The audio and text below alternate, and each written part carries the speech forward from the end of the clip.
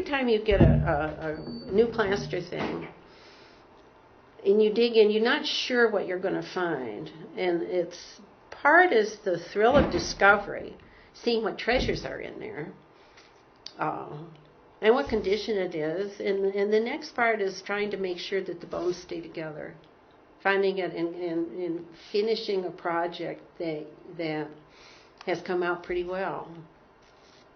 So, I mean, there's really two parts to it. I like the discovery part because you never quite know what you're going to find. I always like to pick up stuff.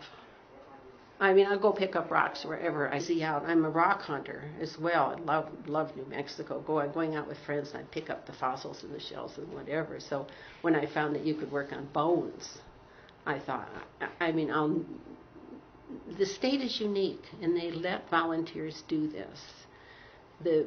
Many of the larger institutions, like the American Museum of Natural History or the Smithsonian, they hire professional preparators. We're a state institution, which means, I mean, that's good and it's bad. On the bad side, there may not be a whole lot of money coming to state institutions. That's bad. On the good side, it means they have to use volunteers if they want to get their bones prepared, and New Mexico has a lot of dinosaur bones. Well, FossilWorks is open to the public. This is the Paleo Prep Lab, and it's not open to the public. And we'll go by, and you can see why. Some of the pieces are too large, they're too fragile, they're too valuable, I'll put it that way, to take over there.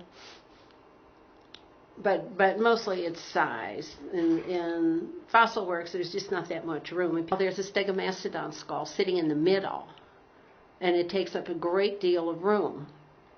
And so things like that are of interest to the public, and something you can see there's a skull, real teeth, is giant, then they'll put stuff like that over there to give people more than just watching the prep volunteers use different tools on bones that they've never seen before, and it's hard to tell it's a bone, and that one really looks like the skull.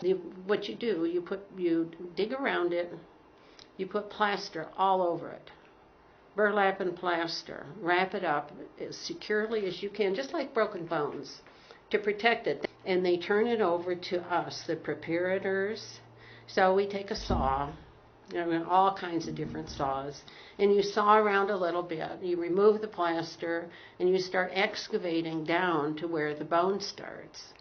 When we finish with something, I'll show you back in the collections. It goes either on display or in collections for study and research. People either think it's the most disgusting thing they've ever seen.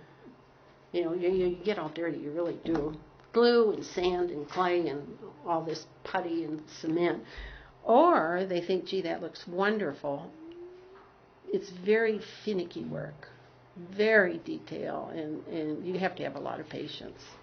But what ends up happening is you lose yourself in what you're doing. It's like a meditative experience. You have to focus on what you're doing, and very peaceful. So, I mean, that's the way I find it. Well, I learned more things not ever to do again, and more ways to glue bones back together. But you have to have a healthy respect for the bones, but don't be afraid of the bones, because you are going to gouge them and nick them and break them. You just have to learn how to use the glues. You're as careful as you can be.